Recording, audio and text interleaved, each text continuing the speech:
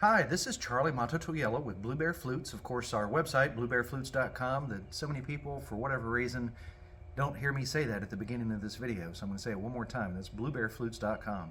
If you're interested in the flutes that we make or sell, or even flute repairs like I'm about to show you, you can find information about that or a contact through bluebearflutes.com.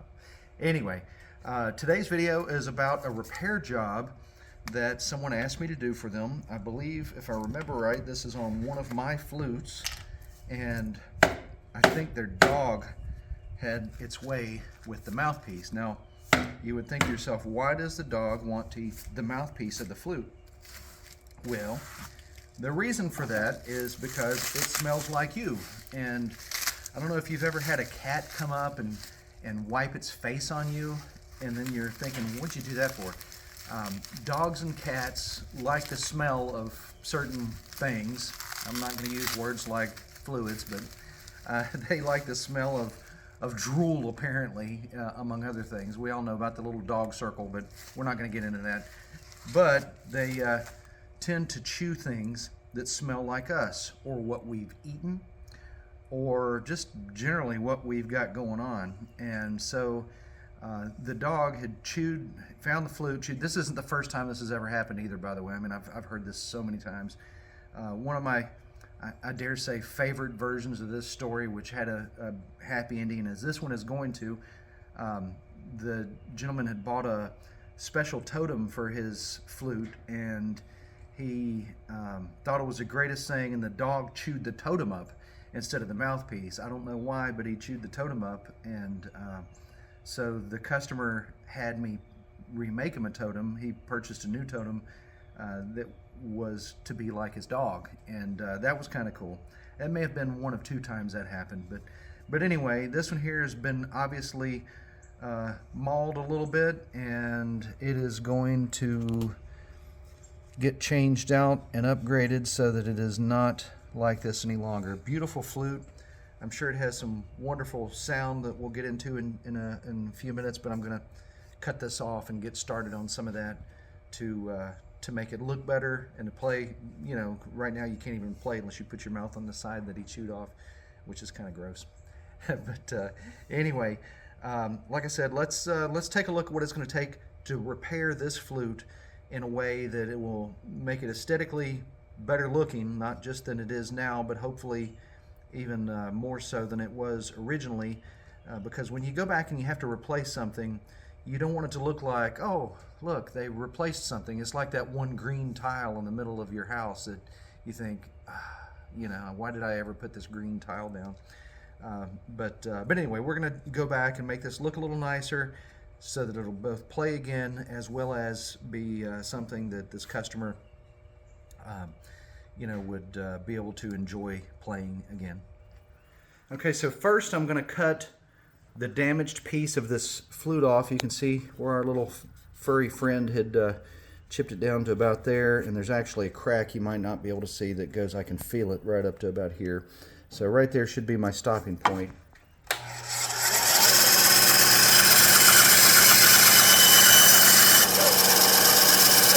As straight as I can, which left a nice little hole in there. Of course, you can see how the flute is made there. This is one of our flutes we drill out, which we've switched over to that with a lot of just standard flutes today.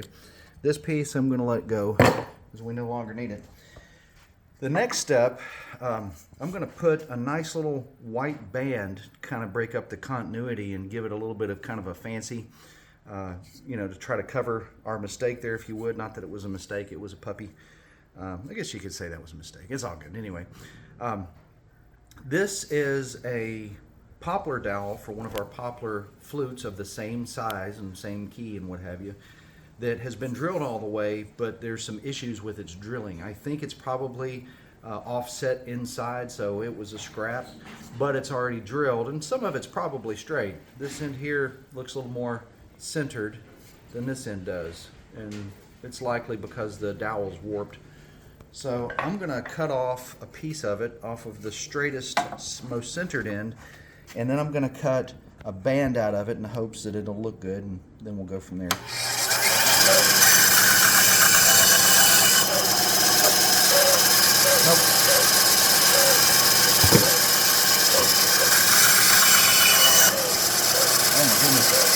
why this one wasn't used, by the way. So I may have to take what I can get in just a second here.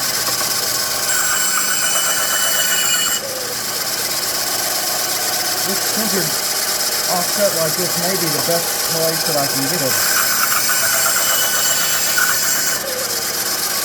Because it looks like it sits on the side for the rest of its journey through the flute. That's not going to affect this flute or its beauty, but for the sake of this one, when I were to put the fingerings and the flat spot on it and everything, the track, if I did it this way, with this being the top and the fingerings and the track and what have you, it would have caused it to be too thin, and if I did it this way, it would have been too thick. So that's why this piece, I'm going to go ahead and toss it. I don't foresee needing that.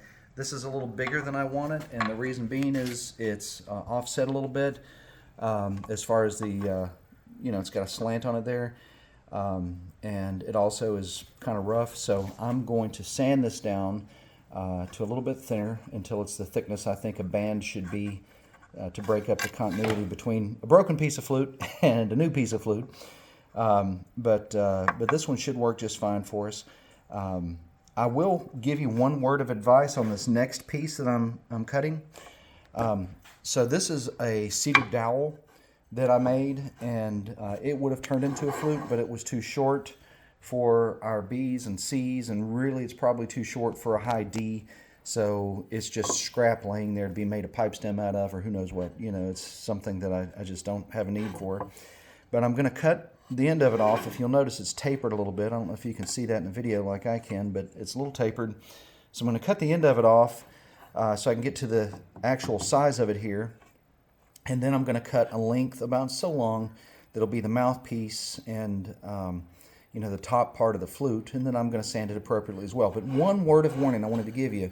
If you're ever using a bandsaw, and I'm not recommending you do, if you do, make sure you have supervision, knowledge, skills, whatever it takes to use a bandsaw before taking my word for it. I'm telling you not to use a bandsaw. Anyway, if you ever did use a bandsaw and you're cutting something round, I've been doing this, and I'm not advising any of you based on your age to do this. I've been doing this since I was about 10 years old. My dad has owned a bandsaw, most of them 10 times the size of this little guy. I can tell you that myself and my dad had been cut countless times with a bandsaw, and a lot of times it's because of cutting things that are abnormally shaped. Woodworkers already know where I'm going with this, but if you don't know where I'm going with this basically is a wheel, and this is basically a pulley. And so as this is going up to the pulley, it's spinning really fast like this. I could open it up and kind of give you an idea. As it's spinning, you see that it wants to spin the wheel. And there's enough traction with these teeth here, especially if it's not a super sharp blade, but even if it was, that it can grab this piece of wood and spin it if you don't have a good grip on it. With our other bandsaws that I had as a kid that my dad used, this happened pretty commonly, so much so that he didn't cut anything round unless he clamped it to a piece. Here in the shop, making these flutes, oh my gosh, you can imagine we cut something round hundreds of times on a daily basis, and that's how it goes. So just word of warning, cutting something around on a machine that spins like this, and even a table saw, if it's cutting it in the direction of the spin, it's going to want to react like this was a pulley and a belt.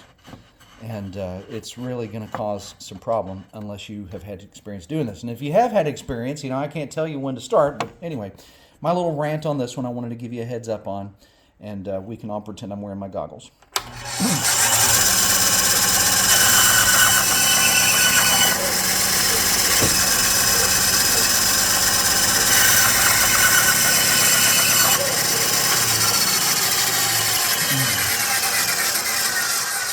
There, so I took my goggles off before we got back on camera, so you don't know that I wasn't wearing them. And just to give you kind of a preview here, this is where we're headed right here. I, of course, could have used a solid piece of poplar, but I had one that was hollow already.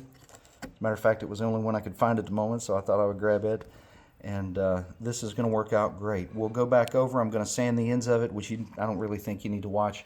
And then we'll glue it together and give it some time, okay? All right, so I'm going to do something. As you can tell, I use my table saw as a work table. It's kind of a family tradition, I believe, at this point. It's got some oil and wax and stuff that I keep telling myself eventually one day I'm just going to clean off. I do use solvents on it on occasion too, not to clean it off, but to do some other things. So eventually I'm gonna clean this off. But for right now, it has a wonderful track in the table saw that lines up with this flute really well, and gives me an opportunity to see what this is going to look like. And I'm going to do something that no table saw owner in their right mind will ever do. I'm going to glue while on top of the table saw. So if you do this at home, I'd recommend, if you glue rather at home on top of your table saw, I'd recommend putting a piece of paper up there or plastic or whatever you've got to keep this from happening. And really I could do that right now, but I'm in a hurry, so this is what we get. Anyway, looking at it here, I'm very impressed. I think this is going to look, it's going to be a nice upgrade, honestly, from what the flute originally looked like.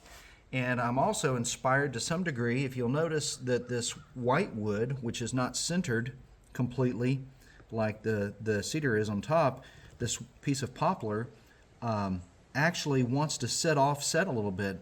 And that's inspiring because that's where the hole is. So it's like the hole's trying to line itself up. It's not, of course, but I'm going to not move that piece in the hopes that I can keep these guys lined up. And like I said, I sanded this. There's some sand burr on the sides there, but it's not a problem as long as it's not on the mating surface. But I'm going to go ahead and put my same wood glue that I've always used. Those of you who haven't followed me for very long, I use Titebond. This is not a plug for their product. Well, let me re-say that. This is a plug for their product, but it's not a commercial one because they don't pay me. In fact, I guess I would say I pay them. But anyway, I will tell you that it is a good glue. I'm very pleased with it. If you need to know, I believe this is Titebond 1 or 2. I don't use 3. It's a little viscous for me. And if you notice too, my cedar doesn't have a hole through it like I mentioned. I didn't do that while you weren't looking. And the reason I didn't do that is because the hole doesn't need to be there. As long as there's some cavity in here, it doesn't have to be the full length of the flute or X amount long or what have you. I'm just going to drill a mouthpiece hole down through the middle of that solid cedar dowel. It won't change the way it looks at all, of course, but it will make it a little easier on the flute. And of course, I don't know how much of it I'm going to cut off either. I want to look at it and say, well, it needs to be this long, and we'll kind of go from there. I'm going to base that, of course, on what it looks like with the white wood on it in comparison to what it originally looked like before I cut this off. And I'm very proud to say I get to use my long clamp, which this is the whole reason I own this clamp, is for this kind of project.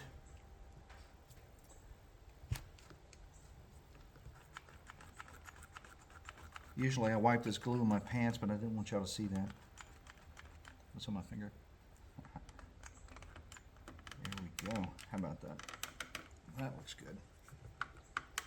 That is incredibly clamped. And now I can come back and clean the glue off of the table saw so that the most critical part other than the blade doesn't have a difficulty there. And you know what?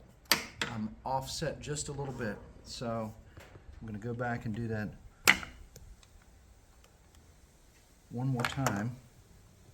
This glue is trying to sit in here already. There we go. Let's see. That's better. I was looking at the line back here, and it's a little offset right now, but it's not terrible. And that's not going to look bad once I sand it. You won't even see it. And I need you to know that. So you can see that there is a standing part of wood up here. That's going to be gone in just a few minutes. I mean, as soon as this dries, rather. But anyway, there are people who actually make Native American type flutes using just like a regular drill press, and they drill out these links about whatever length they want them to be, and then they line up and glue the links together and make their flute that way. If you don't have a lathe, that's really kind of a simple way to do that.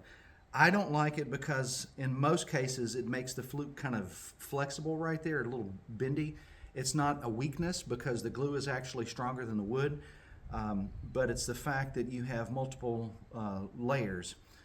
Anytime you want something to be more flexible, you can add layers to it and it becomes more flexible. It's just kind of like how things work. But anyway, we're gonna let this guy dry, and then we're gonna come back and sand that all down, drill the mouthpiece out, round it off, and hopefully have something that looked even nicer than it did when it was sent to me. And you know, I'm glad to do this for my customer because it gives me an opportunity to make a video for you guys. Any of you that have an idea for a video you want to see on Native American flute making, I mean, I've got a list as long as my arm right now that I'm continuing to make as time permits. You know, right now this is 2024 and it is November. Any of you looking at the sheet on the calendar, you might see Election Day is tomorrow, so there's that. No telling how that's going to go, and I don't know if I can say I'm worried about it. I guess I'm always worried about it, but it's not really anything I can do. But most importantly, we're coming up on Christmas, and our Christmas season is just nuts. So I'm going to try to shoot out some extra videos here or there. I'll definitely be doing some demonstrations. If you haven't seen our Instagram, you need to look at that, and our TikTok, we keep up on those two pretty often. YouTube here, haven't meant to neglect it, but I will be posting several more videos here very soon. I've got some wonderful ones that I know you're going to love. So let's come back and see how this works out, and I believe you'll be as surprised and happy as I anticipate you will. As you can tell, it's been a long day letting this thing dry and making a lot of flutes today. So the time has flown. It has gotten dusk at this point. I hope you can still see well. I'm going to show you most of this in the light. Unclamping this guy, it is quite solid and very sturdy. That's why I use Type Bond. The thing we've got to do now is go and sand this down and try to smooth it out so that it's nice and straight and even. You can probably see, let's see, maybe I can roll it there.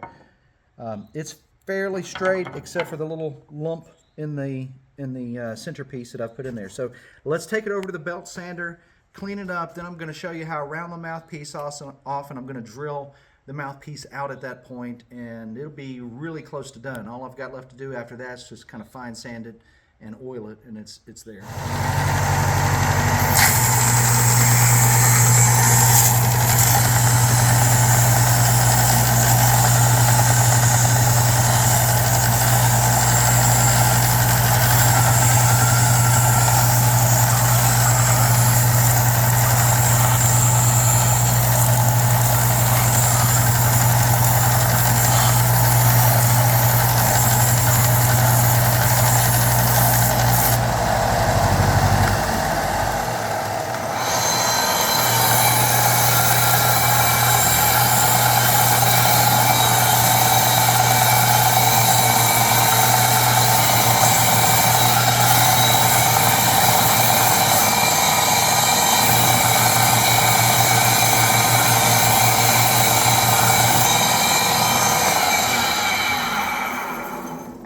That's actually quite nice and quite smooth. I guess you can see it a little bit. I'm still trying to decide if I want the mouthpiece that long or if I want to trim it down just a pinch. I'm about to go round it off, and then from there I'll show you what I do next as far as the drilling the hole in there and what have you. One of the good, just amazing benefits of not lacquering a flute like so many people believe in lacquering Native American flutes, which I personally believe is kind of nuts. One of the good things, though, is that in its first few oils and waxes that you do, it's not going to really stand out. It's not going to be as shiny and glossy and just completely covered with this thick, resin that lacquer is going to offer. And certainly, it will eventually build up a patina. It takes about 5 or 6 waxes for it to start showing a shine like regularly, and we do start it off with the first couple of waxes, but it's going to take a little while to get that to be perfect. But once it is, then it's waxy and oily and glossy for the rest of your life, but more of a natural look instead of a shiny, like a chair leg or a table leg or something. So what I'm going to do next, I think I'm going to go ahead and trim just a smidgen off of this. Then I'm going to round it off, and I'll show you how that works. I'll just let you watch. I'm not going to talk during that. I'll round it off, and then I'll show you the actual sanding portion of it, and we'll go from there.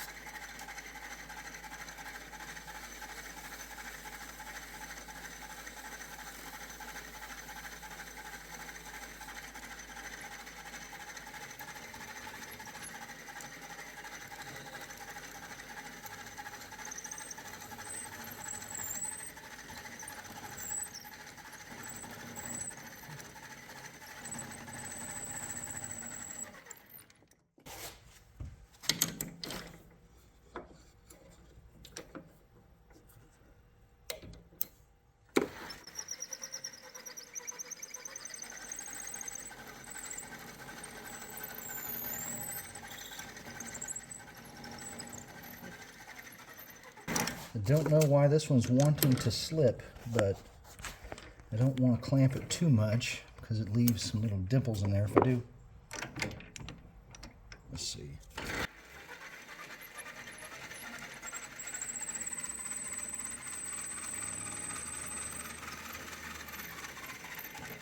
think that was it. Let me check. Oh, that's great. That is great. So from here, let's see, I'm just going to use this sandpaper to sand those clamp marks down. Kind of give it a little thorough going over. Ah, my goodness. That just is amazing. The last thing that I have to do is, of course, burn the mouthpiece out like I do on most of ours. Well, all of them, I guess. And then that's going to be it. I will blow this off with the dust collector before I, excuse me, I keep saying that, with the air valve before I let you go for the day. But I wanted to let you know that this, this was really a simple fix, and to some people that's like better looking than it was, the first place. It was just a simple red cedar flute, and now it's a simple red cedar flute with a little collar around it, which looks just amazing. I will post a picture of what it looks like. After that, maybe I'll make one of me playing it or something. But I'm very pleased with it. I think it turned out pretty good. So I'm gonna burn the mouthpiece and then just put it back together and we're done. Okay. Just had to come sit in my lap, didn't you? You hold on, and I'm gonna do this, okay?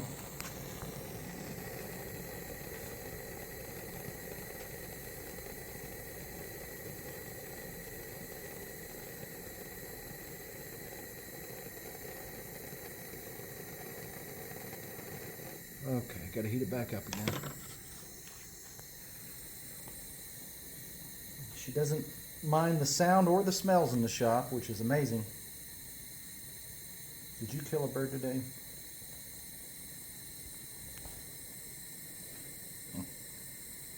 It's okay.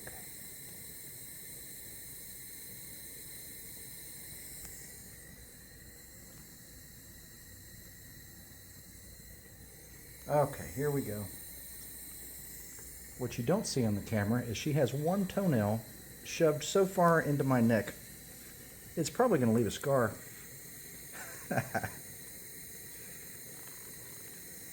Almost there. Oh my goodness. That's a long path to travel right there, and it's just almost done. Not all the way out yet.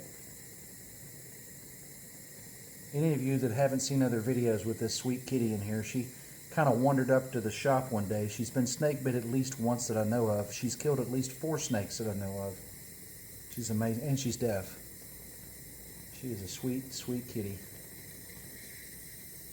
Like I told my wife, I've been a dog person my whole life. I've had cats and have loved cats, and we've got 2 old male cats that we've had forever that are about 14 or so, and they're sweet. And I know when their time comes, it's gonna destroy us. But this little thing here is the only one I've ever been really attached to. She's really a mess, and she drools really bad. I don't know why she drools. I think somebody told me she had feline leukemia or something. I forget, or maybe could be what it is. I don't know. The vet didn't tell me anything like that. I had to take her to the vet when she got snake bit. Just waiting for this rod to heat up. It's almost there. She is such a mess. She loves some attention too. Okay, sweetie. Give me a second. Just trying to get the debris off of that burning rod. She rubs her face on my necklace too, so if you hear it chattering there, that's her teeth rubbing against stone. There we go. That's better. Okay. That's much better. As I recall, I think the dog chewed this flute block up. I'll go ahead and play it for her. I said the D word, didn't I? Go ahead. You can run away. No? Okay. I'll see you at the house in a minute. You hear this flute?